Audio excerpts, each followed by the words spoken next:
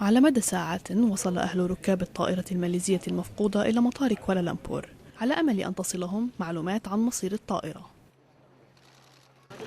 رئيس الوزراء الماليزي ذهب إلى المطار أيضا، وذلك لتقديم دعمه للعائلات ولطلب المساعدة.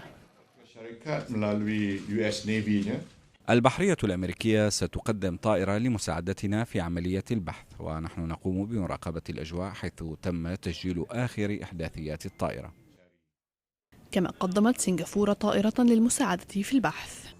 في فيتنام، حيث فقد اتصال الرادار بطائرة الركاب الماليزية، تقوم الطوافات بدوريات فوق بحر جنوب الصين، وتمكنوا من رصد بقعتين كبيرتين من الزيت، ولكن ليس هناك ما يؤكد أنهما نتيجتان عن سقوط الطائرة المعنية. هذه هي الطائرة المفقودة، وهي من طراز بوينغ 777، والتي تعتبر من أكثر الطائرات أماناً. بعد أكثر من 24 ساعة على فقدان الاتصال بهذه الطائرة، يرجح أن أمراً كارثياً حصل لها.